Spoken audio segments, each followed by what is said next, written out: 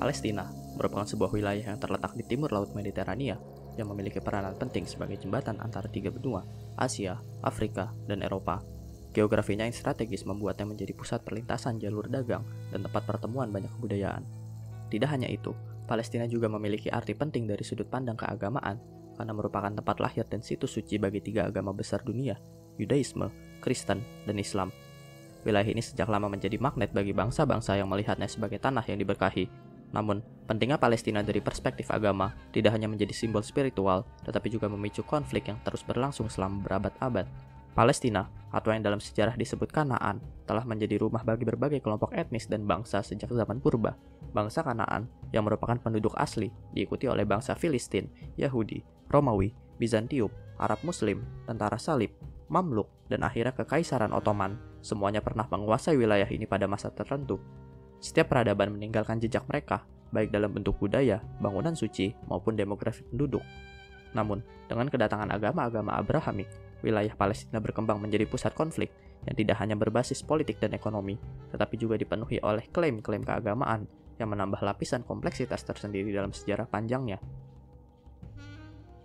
Palestina, selama beberapa abad berada di bawah kekuasaan Kekaisaran Ottoman, tidak langsung menjadi pusat konflik internasional seperti yang kita kenal hari ini. Di bawah pemerintahan Ottoman, wilayah ini relatif stabil meski tetap dihuni oleh komunitas beragam yang hidup berdampingan, termasuk mayoritas Arab Muslim serta minoritas Yahudi, Kristen, dan Druze. Meskipun ada berbagai perbedaan agama dan etnis, hubungan antara kelompok-kelompok ini pada masa itu cenderung harmonis, atau setidaknya tidak diliputi oleh ketegangan yang ekstrim. Ottoman memberikan otonomi terbatas kepada berbagai komunitas keagamaan melalui sistem milet, di mana kelompok agama diberi hak untuk mengatur urusan internal mereka, seperti pernikahan dan pendidikan. Namun, situasi mulai berubah drastis pada akhir abad ke-19 ketika ide-ide nasionalisme modern mulai berkembang di Eropa, termasuk di kalangan orang Yahudi diaspora. Saat inilah, benih konflik masa depan mulai disemai. Di wilayah Eropa Tengah dan Timur, Yahudi Eropa menghadapi penindasan, penganiayaan, dan antisemitisme yang meluas. Hal ini memicu migrasi besar-besaran dan mendorong sebagian Yahudi untuk mencari solusi radikal. Dalam konteks ini, gerakan Zionisme modern muncul yang tidak hanya mengusung aspirasi kultural, tetapi juga nasional. Palestina, sebagai tanah leluhur orang Yahudi menurut kitab suci, mulai dipandang sebagai satu-satunya tempat di mana mereka bisa mendirikan sebuah negara merdeka yang aman dari penganiayaan. Gerakan Zionisme modern didirikan oleh seorang jurnalis Yahudi kelahiran Austria, Theodor Herzl, pada akhir abad ke-19. Theodor terkejut dengan tingginya tingkat antisemitisme di Eropa, terutama setelah peristiwa Dreyfus Affair di Prancis pada tahun 1894, di mana seorang perwira Yahudi bernama Alfred Dreyfus dijatuhi hukuman karena tuduhan pengkhianatan yang kemudian terbukti palsu. Bagi Theodor, kasus ini mencerminkan kenyataan pahit bahwa Yahudi tidak akan pernah sepenuhnya diterima di Eropa, tidak peduli seberapa asimilasif atau setia mereka terhadap negara-negara tempat mereka tinggal. Dari sinilah, Theodor memperkenalkan ide Zionisme sebagai gerakan untuk menciptakan negara Yahudi di Palestina. Pada tahun 1896, Theodor menerbitkan sebuah buku berjudul Der Judenstaat atau Negara Yahudi, di mana ia secara jelas menguraikan visinya untuk mendirikan sebuah negara Yahudi yang merdeka.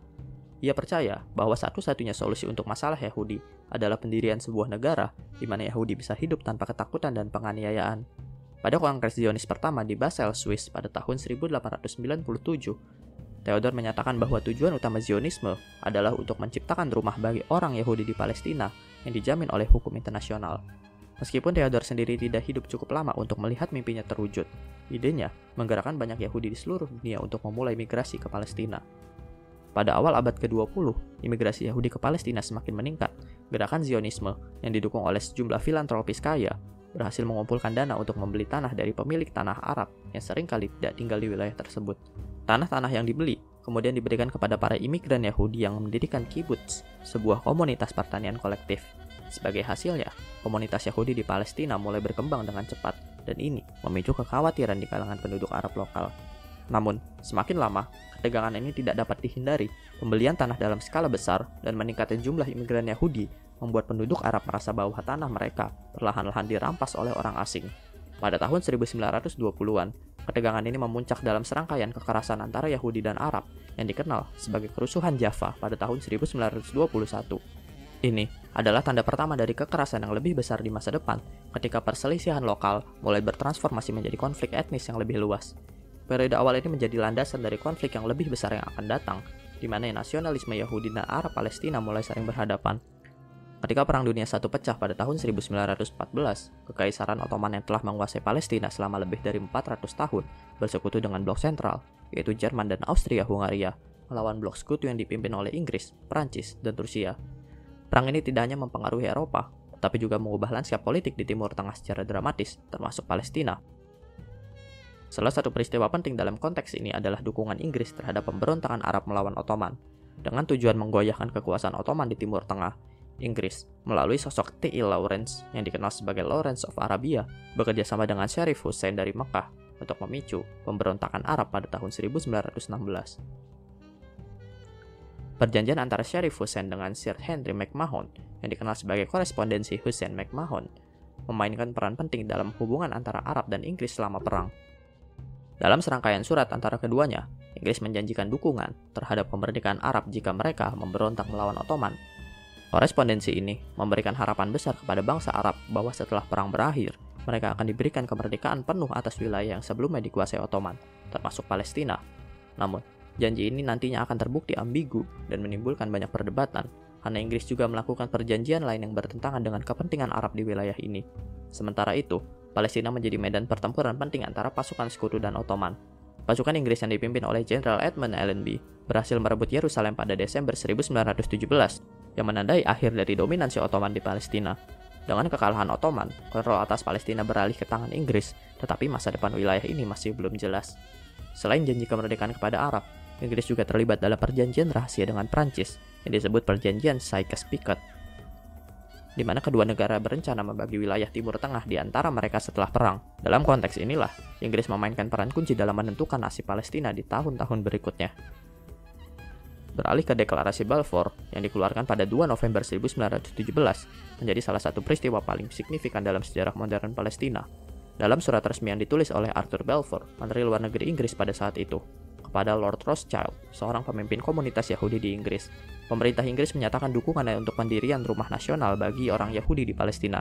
Deklarasi ini menyatakan bahwa pemerintah Inggris memandang baik pendirian negara Yahudi di Palestina, asalkan hak-hak sipil dan agama komunitas non-Yahudi yang ada di wilayah tersebut tidak dilanggar. Meskipun singkat, isi deklarasi ini memiliki dampak yang sangat besar dan kontroversial karena secara langsung mengubah dinamika politik di Palestina. Arthur Balfour, sebagai tokoh kunci dalam deklarasi ini, dipengaruhi oleh berbagai faktor politik dan strategis. Inggris melihat dukungan terhadap Zionisme sebagai cara untuk memenangkan dukungan Yahudi internasional, terutama di Amerika Serikat dan Rusia dalam perang melawan blok sentral. Selain itu, para pemimpin Zionis seperti Chaim Weizmann, seorang ahli kimia kelahiran Rusia yang menjadi pemimpin Zionis di Inggris, memainkan peran penting dalam meyakinkan pemerintah Inggris untuk mendukung Zionisme. Weizmann memiliki pengaruh kuat di kalangan elit politik Inggris dan berhasil memperjuangkan kepentingan Zionis di kalangan diplomat dan pejabat pemerintah. Namun, deklarasi Balfour bukan tanpa kontroversi. Bagi orang Arab Palestina, deklarasi ini dianggap sebagai pengkhianatan terhadap janji kemerdekaan yang diberikan Inggris melalui korespondensi Hussein-McMahon. Banyak pemimpin Arab merasa bahwa Inggris telah menjanjikan wilayah yang sama kepada dua pihak yang berbeda, Yahudi dan Arab. Hal ini menimbulkan ketegangan yang terus meningkat antara komunitas Yahudi dan Arab di Palestina, serta memicu perdebatan internasional tentang masa depan wilayah tersebut. Setelah Perang Dunia I berakhir, tiga bangsa-bangsa memberikan mandat kepada Inggris untuk mengelola Palestina pada tahun 1920. Dalam sistem mandat ini, Inggris diberikan tanggung jawab untuk mempersiapkan wilayah ini menuju kemerdekaan, baik bagi Arab maupun Yahudi. Namun, pelaksanaan mandat ini ternyata jauh lebih rumit daripada yang diperkirakan. Inggris harus menghadapi realitas ketegangan etnis yang semakin meningkat antara dua komunitas besar di Palestina, Arab dan Yahudi. Sementara Zionis terus mendesak agar Inggris mewujudkan janji dalam deklarasi Balfour. Di sisi lain, komunitas Arab Palestina semakin merasa terpinggirkan dan diabaikan dalam proses politik. Selama periode mandat ini, imigrasi Yahudi ke Palestina terus meningkat, terutama karena situasi politik yang memburuk di Eropa, termasuk bangkitnya antisemitisme di negara-negara seperti Polandia dan Jerman. Gelombang besar imigrasi Yahudi pada tahun 1920-an dan 1930-an menyebabkan peningkatan populasi Yahudi di Palestina secara signifikan, yang memicu ketidakpuasan di kalangan penduduk Arab Palestina. Ketegangan sosial, ekonomi, dan politik semakin memuncak seiring dengan semakin banyaknya tanah yang dibeli oleh pemukim Yahudi dan semakin kuatnya pengaruh Zionisme di wilayah tersebut. Untuk mencoba menenangkan situasi, Inggris seringkali melakukan penyeimbangan yang sulit antara tuntutan Zionis dan aspirasi nasionalis Arab. Pada tahun 1930-an, Inggris mengeluarkan kebijakan yang disebut White Paper, yang membatasi imigrasi Yahudi dan pembelian tanah oleh mereka. Namun, kebijakan ini tidak berhasil memadamkan ketegangan yang sudah sangat panas. Seringkali, keputusan Inggris hanya memperburuk situasi karena komunitas Yahudi merasa dihianati oleh Inggris yang tidak sepenuhnya mendukung Zionisme. Sementara komunitas Arab Palestina merasa hak-hak mereka tidak dihormati. Dokumen-dokumen resmi pemerintah Inggris pada periode ini, seperti laporan Peel Commission tahun 1937, memberikan gambaran yang jelas tentang kebingungan dan ketidakmampuan Inggris untuk mengelola konflik yang semakin kompleks. Laporan tersebut merekomendasikan pembagian wilayah Palestina antara Yahudi dan Arab, tetapi rencana ini ditolak oleh kedua belah pihak. Di era Perang Dunia II, mengubah lanskap politik dan sosial di seluruh dunia, termasuk di Timur Tengah dan Palestina. Salah satu dampak paling signifikan dari perang ini adalah Holocaust, genosida sistematis yang dilakukan oleh Nazi Jerman terhadap lebih dari 6 juta orang Yahudi di Eropa. Kejadian ini tidak hanya menjadi tragedi besar bagi komunitas Yahudi, tetapi juga mempercepat dorongan internasional untuk mendirikan sebuah negara Yahudi di Palestina. Bagi banyak orang Yahudi yang selamat dari Holocaust, Palestina menjadi satu-satunya tempat perlindungan yang mungkin setelah mereka kehilangan keluarga, rumah, dan komunitas di Eropa. Inggris, yang mulai kehabisan sumber daya dan kehilangan kendali di wilayah tersebut, menyerahkan masalah Palestina kepada Perserikatan Bangsa-Bangsa atau PBB pada tahun 1947. PBB kemudian membentuk Komite Khusus untuk Palestina atau UNSCOP yang bertugas mencari solusi untuk konflik ini. Setelah melakukan berbagai investigasi dan mendengarkan kesaksian dari berbagai pihak, UNSCOP mengusulkan rencana pembagian Palestina menjadi dua negara, satu untuk Yahudi dan satu untuk Arab. Rencana ini dikenal sebagai Resolusi PBB 181 yang diadopsi oleh Majelis Umum PBB pada 29 November 1947. Menurut rencana ini, wilayah Palestina akan dibagi menjadi dua bagian, 55% untuk negara Yahudi dan 45% untuk negara Arab, dengan Yerusalem diletakkan di bawah kontrol internasional sebagai kota yang netral dan suci bagi tiga agama besar. Rencana ini disambut baik oleh komunitas Yahudi di Palestina, meskipun beberapa elemen dalam gerakan Zionis merasa bahwa wilayah yang diberikan terlalu kecil dibandingkan dengan aspirasi mereka. Tokoh Zionis seperti David Ben-Gurion menyadari bahwa meskipun rencana pembagian ini bukan solusi yang sempurna, namun itu adalah langkah penting menuju pembentukan negara Yahudi yang merdeka. Di sisi lain, komunitas Arab Palestina dan negara-negara Arab menolak rencana ini dengan tegas. Mereka berpendapat bahwa pembagian wilayah ini tidak adil karena memberikan sebagian besar tanah kepada minoritas Yahudi, sementara mayoritas penduduk Arab Palestina akan kehilangan sebagian besar tanah mereka. Penolakan ini mencerminkan perasaan kuat di kalangan Arab bahwa Palestina adalah tanah mereka secara historis dan bahwa Zionisme adalah bentuk kolonialisme yang harus ditentang. Ketegangan semakin meningkat setelah resolusi PBB diadopsi. Kekerasan antar komunitas meledak di seluruh Palestina, dan negara-negara Arab tetangga mulai memobilisasi pasukan mereka untuk menghadapi kemungkinan perang dengan komunitas Yahudi. Tanggal 14 Mei 1948 menandai titik balik besar dalam sejarah Palestina. Pada hari itu, David Ben-Gurion, sebagai pemimpin utama gerakan Zionis di Palestina, secara resmi mendeklarasikan kemerdekaan negara Israel. Deklarasi ini disampaikan hanya beberapa jam sebelum mandat Inggris atas Palestina berakhir, dan Ben-Gurion menyampaikan pidato penting di Tel Aviv yang mengumumkan berdirinya negara Yahudi di tanah yang dianggap sebagai tanah leluhur bangsa Yahudi. Deklarasi ini mengacu pada hak sejarah dan agama Yahudi atas tanah Palestina, serta legitimasi yang diberikan oleh resolusi PBB 181. Dengan deklarasi ini, Israel secara resmi muncul sebagai entitas politik yang diakui secara internasional, meskipun pengakuan tersebut segera menimbulkan konflik besar. Deklarasi kemerdekaan Israel pada tanggal 15 Mei 1948, hanya sehari setelah deklarasi, Mesir, Yordania, Suriah, Irak, dan Lebanon secara bersama-sama melancarkan serangan terhadap Israel dalam upaya untuk mencegah terbentukan negara Yahudi. Ini menjadi awal dari Perang Arab Israel 1948 yang dikenal sebagai Perang Kemerdekaan bagi Israel dan sebagai Nakba atau malapetaka bagi orang Arab Palestina. Perang ini berlangsung hingga awal 1949 dan berakhir dengan kemenangan Israel yang berhasil memperluas wilayahnya melampaui apa yang ditetapkan dalam resolusi PBB 181. Pasca Perang Arab Israel tahun 1948, konflik antara Israel dan tetangga Arab tidak berakhir. Meskipun perjanjian gencatan senjata telah ditandatangani dengan Mesir, Yordania, Lebanon, dan Suriah pada tahun 1949, ketegangan di wilayah tersebut tetap tinggi. Salah satu faktor utama yang memperumit situasi adalah Perang Dingin antara Amerika Serikat dan Uni Soviet, yang memberikan dimensi geopolitik baru bagi konflik ini. Israel dengan cepat menjadi sekutu Amerika Serikat di Timur Tengah, sementara negara-negara Arab seperti Mesir dan Suriah mendapat dukungan militer dan politik dari Uni Soviet.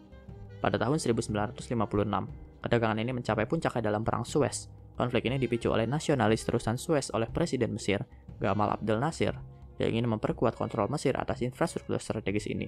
Inggris dan Prancis, yang memiliki kepentingan ekonomi di terusan Suez, bekerja sama dengan Israel untuk melancarkan serangan terhadap Mesir.